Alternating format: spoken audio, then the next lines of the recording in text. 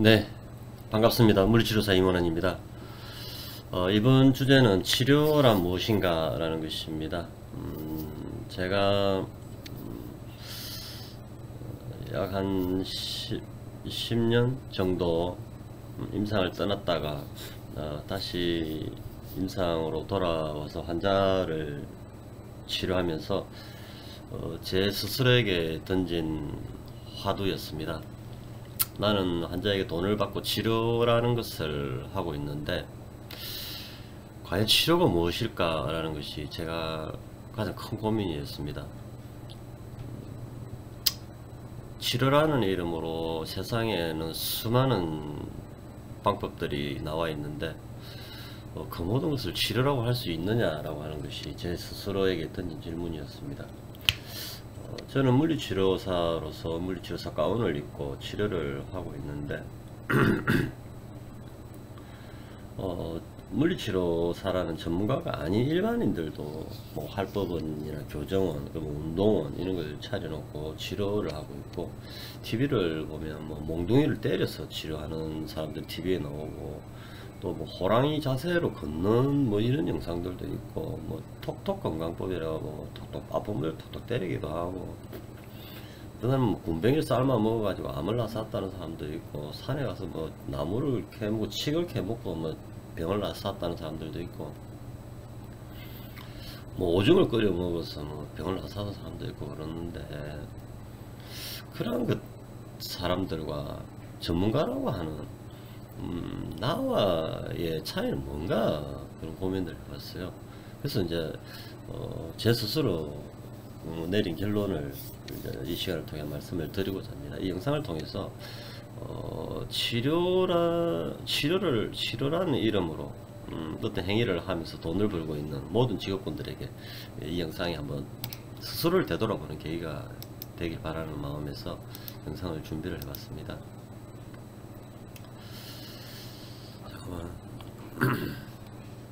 치료가 뭐냐라고 딱 질문을 던지면 굉장히 당황스러워요. 치료가 뭐지? 치료를 하지 뭘 합니까? 뭐 이런 건가요?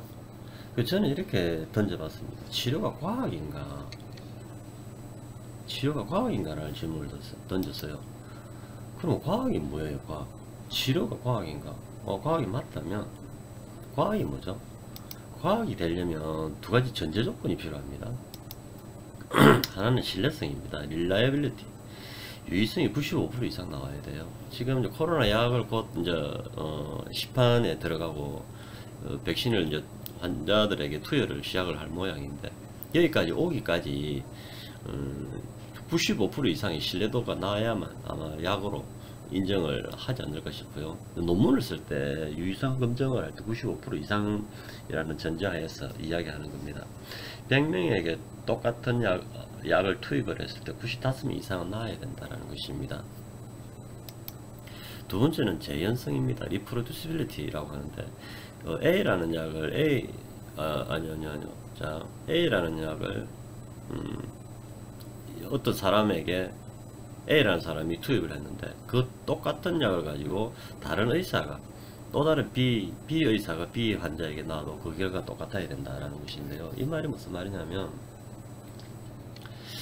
나의 치료 행위가 과학이 되려면은 일단은 100명 중에 95명이 나야 됩니다. 쉽게 말해서 내가 척추관 협착증을 치료할 수 있다 라고 했을 때, 척추관 협착증 100명을 보내줬을 때 95명 이상 나야 된다 라는 것이고요. 두 번째는 나의 치료 행위가 똑같이 누구 제3자가 내가 하는 치료 행위를 그대로 따라 했을 때 그 결과가 같아야 된다는 것입니다. 논문을 쓸 때 가장 중요한 것이 프로토콜이라고 하는데요. 실험 절차, 실험 설계가 어떻게 되어 있느냐가 명확하게 적혀 있어야 됩니다. 그래서 그 제3자가 그 논문을 보고 그 절차대로 똑같이 밟아갔을 때 그 결과가 같이 나와야 된다는 점에서 프로토콜이 아주 중요하다라는 겁니다. 그래서 저를 예전에 한의학에서 가장 많이 했던 이야기 중에 나만의 비방이다 라고 하는 이야기가 있는데, 이 기술은 어느 누구도 따라하지 못하고 나만 구현할 수 있는 나만의 비방이다 라고 하는 자체는 이미 그 치료행위는 과학이 아닐 수도 있다 라는 것입니다. 예전에 제가 한의원을 의료 생업을 했을 때 처음에 한의원을 했는데 그때 얼마나 황당한 일을 겪었나 하면은 의사가 사직을 했어요. 한의사가 사직을 하는데 자기가 차트에 기록한 그 처방 내역을 다 지우더라고요. 화이트로. 심지어 자기가 처방을 내린 그 진료 차트를 종이 차트였는데 뭐 전자 차트는 컴퓨터 있지만 종이 차트를 가져가려고 하더라고요. 그죠? 의사가 내린 처방전이나 진료 차트는 병원에 10년간 보존해야 되는 게 의료법상에 기본적으로 알고 있는 이야기인데 굉장히 황당했습니다. 우리 물리치료사들은 별다릅니까? 물리치료사들도 자신의 의료행위, 치료행위에 대해서 어느 누구에게 공개를 잘 못하고 있잖아요. 누군가가 질문을 던졌을 때 나는 이 환자의 병명이 이렇다라고 판단했기 때문에 이러한 치료를 통해서 이러한 결과를 만들어낼 것이다. 그래서 난 이 치료를 하고 있다라고 자신있게 말할 수 있는 치료사가 대한민국에 과연 몇 명이나 되냔 말입니다. 다 커튼을 치고 커튼 속에 숨어서 자기만 아는 비법으로만 치료를 하고 있는 것이 대한민국의 현실이니까. 자기 치료 행위에 대해서 명확하게 설명을 하지 못하는 그 치료는 어쩌면 치료를 멈춰야 됩니다. 그래서 신뢰도와 재현성 이 두 가지고요. 그래서 과연 나는 나의 치료는 이 두 가지를 만족시키는가에 대해서 제 스스로 철저하게 물었던 것이었습니다. 그래서 이제 확신을 가지게 된 거고 책을 쓰기 시작을 했고요. 물리치료사들 대상으로 돈을 받고 임상 강의를 시작을 했던 것입니다. 그것이 한 7년 8년 벌써 되어 오고 있네요. 그래서 과학은 인과론이다. 원인과 결과인데요. 우리가 통증이라고 하는 것은 원인이 아니잖아요. 환자가 아파가지고 병원에 왔는데 통증이라는 결과가 있다면 통증을 유발하는 원인이 있을 것이라는 겁니다. 그 원인을 제거했을 때 통증이라는 결과는 반드시 없어져야 된다. 그것이 바로 과학이다 라는 것입니다. 그렇지 않나요? 근데 우리가 현재까지 알고 있는 이 병명에 대한 원인들이라고 하는 것은 원인을 제거했는데도 불구하고 그 통증이 제거가 안 되고 있는 것이 현재 의료의 현실이에요.